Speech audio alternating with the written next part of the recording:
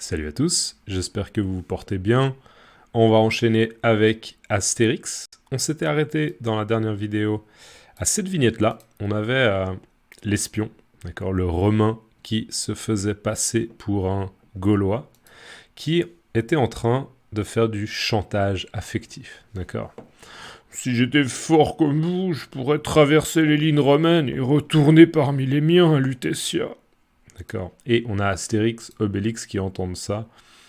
Et voilà, peut-être que ça fonctionne, d'accord. Ce chantage affectif un petit peu. Oh, ma situation est tellement difficile et vous ne voulez pas m'aider. D'accord. On va voir si ça fonctionne. Allez, on enchaîne. Vignette suivante. On a en fait, on pourrait dire qu'on a Obélix et Astérix qui se concertent. D'accord, ils se concertent. Vous voyez là le Romain, l'espion, est de côté, et Astérix et Obélix se mettent un petit peu en retrait, d'accord. Pas ici, ils se mettent en retrait, et ils discutent un petit peu, et probablement qu'ils parlent pas fort, d'accord. Ils disent, qu'est-ce qu'on fait? Ok, qu'est-ce qu'on fait? Ouais, je sais pas, d'accord, ils se concertent, ce qu'on appelle se concerter. Alors, qu'est-ce que dit Caligula Minus, d'accord. Donc son nom romain c'est Caligula Minus, mais là bien sûr Caligula Minix, si je me trompe pas. Alors il dit ma famille, elle doit s'inquiéter, d'accord. Je vous rappelle que sniff c'est un peu ce bruit là, d'accord, ce petit bruit un petit peu lorsqu'on renifle. On renifle lorsqu'on pleure, d'accord, sniff. Donc ma famille, elle doit s'inquiéter. Donc là, Caligula Minus, il est en train de dire que sa famille, elle doit être un petit peu préoccupée, elle doit s'inquiéter. Probablement qu'il se demande, mais où est-il? Est-ce qu'il est encore vivant? Est-ce qu'il s'est fait attaquer? Est-ce qu'il a été capturé par des gens et il est prisonnier quelque part, d'accord. Ils doivent s'inquiéter. En fait, on sait que c'est pas vrai, d'accord. Donc ma famille, elle doit s'inquiéter. Alors, Astérix, il dit qu'est-ce qu'on fait, d'accord. Parce que on pourrait dire que Astérix, clairement, il a pitié, d'accord. Il a pitié de cet homme-là, et il se dit peut-être qu'on peut essayer de l'aider, d'accord. Peut-être qu'on peut essayer de l'aider. Et Obélix qui répond on pourrait manger son sanglier.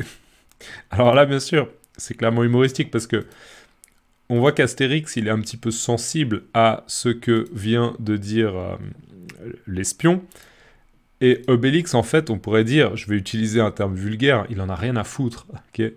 De manière plus familière, mais pas vulgaire, il en a rien à faire, d'accord. Il en a rien à faire de la situation de Caligula Minus. Ce qui l'intéresse, Obélix, c'est de manger son sanglier, d'accord. Parce qu'on se souvient que dans la vignette d'avant, Obélix, il a déjà fini de manger, Astérix également, mais regardez le sanglier de l'espion, il est encore intact. D'accord, il est encore intact. Donc Obélix, il dit, il n'a pas encore terminé. Et d'ailleurs, ça, c'est des petits détails, mais vous voyez, Obélix est surpris, il se dit, oh mon Dieu.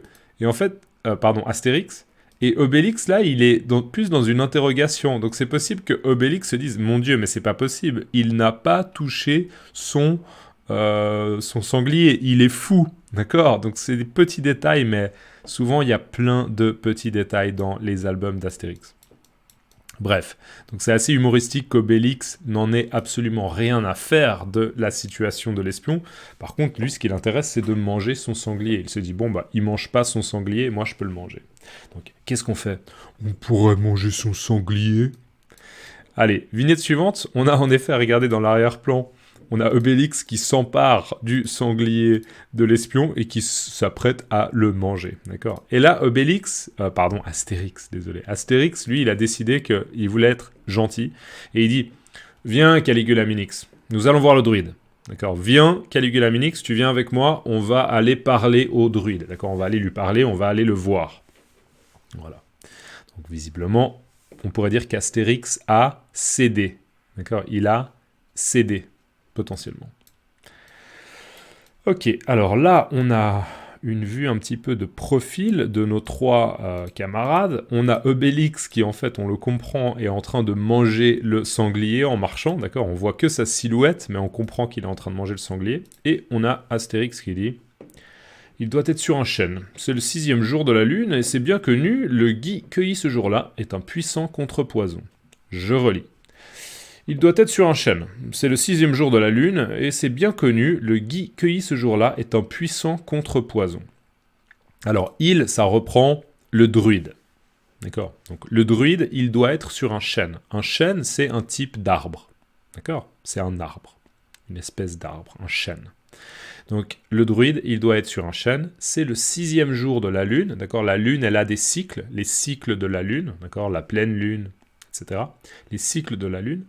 Et donc, c'est le 6e jour de la lune. Et c'est bien connu. L'expression « c'est bien connu », ça veut dire c'est quelque chose que beaucoup de gens savent. D'accord? C'est une chose qui est vérifiée, qu'on a pu confirmer grâce à la science ou bien grâce aux expériences qu'on a eues, d'accord? Les observations qu'on a faites. Donc, c'est bien connu que le gui, je vous rappelle que le gui, c'est une plante qui... le gui, moi, j'ai pas l'impression que ce soit sur l'arbre à la base, mais c'est pour moi une plante qui pousse sur certains arbres. Maintenant, c'est vrai que j'ai honte de ne pas savoir ce genre de choses, mais pour moi, le gui, c'est pas forcément lié au chêne lui-même.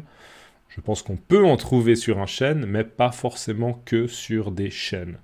Mais voilà, j'ai un peu honte de ne pas savoir ce genre de choses. J'essaierai de vérifier à l'occasion, mais n'hésitez pas vous-même à compléter avec vos connaissances dans les commentaires. Ok, bref, donc le gui, on avait vu que c'était un ingrédient qui était utilisé pour la potion magique. Donc le gui qui est cueilli ce jour-là, donc au 6e jour du cycle de la lune, d'accord, c'est bien connu que c'est un puissant contrepoison. D'accord, le poison, si on mange du poison,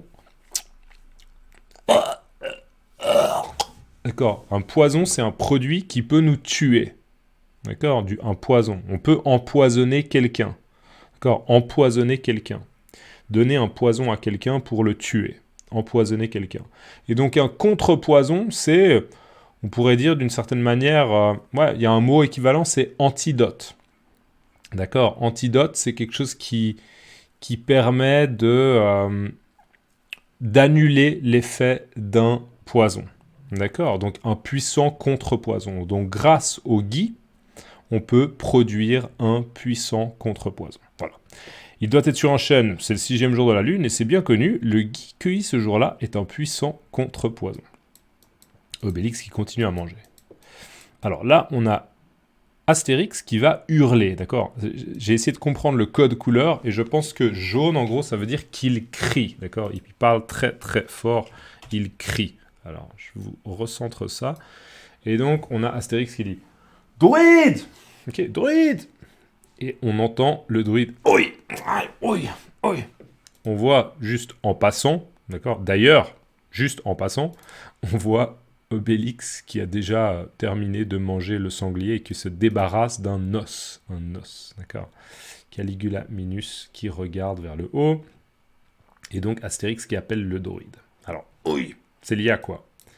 On a en fait le druide qui s'est fait mal avec sa serpe, en fait. D'accord? Il était en train d'utiliser sa serpe, ici, la serpe, et il fait un reproche à Astérix, il dit « Je t'ai déjà dit, Astérix, de ne pas me faire sursauter quand je travaille de la serpe. » D'accord? Je vous rappelle que sursauter, c'est ça. Si j'ai peur, là, je sursaute. D'accord? Et donc là, le druide, il était concentré, il était en train de couper le gui. D'accord? On voit là qu'il a coupé des petits morceaux de gui et il a sursauté. Et avec la serpe, il s'est fait mal. Il a dû probablement se couper le doigt. D'accord? Il s'est coupé un petit peu. Il a une coupure maintenant sur son doigt. D'accord? Il s'est coupé. Ici, par exemple, sur le doigt. Je t'ai déjà dit, Astérix, de ne pas me faire sursauter quand je travaille de la serpe. C'est une tournure de phrase intéressante. Moi, j'aurais dit personnellement quand je travaille avec la serpe, quand je travaille avec la serpe ou quand j'utilise la serpe. Voilà. Mais voilà, quand je travaille de la serpe, je pense que c'est un peu plus ancien, mais relativement élégant. D'accord? Donc travailler avec cet outil-là qui s'appelle la serpe. Donc voici, on va enchaîner. C'est la fin d'une page. Laquelle? Ah, il n'y a pas le numéro de page. Bon, bref. Alors, on a le druide qui demande à Astérix Que me veux-tu? Que me veux-tu? Que me veux-tu? J'ai l'impression même qu'il parle un peu fort. Il dit, que me veux-tu? Hein? Tu m'as dérangé, maintenant je me suis coupé. Que me veux-tu? D'accord. Alors, c'est un peu la même chose que veux-tu, mais c'est qu'est-ce que tu veux de moi? D'accord? C'est quoi que tu me demandes? Et on va juste terminer. On a Astérix qui dit moi, rien, c'est mon ami Caligula Minix qui aimerait connaître le secret de notre force. D'accord? Donc le druide, qu'est-ce que tu veux? D'accord? Pourquoi tu es venu me voir?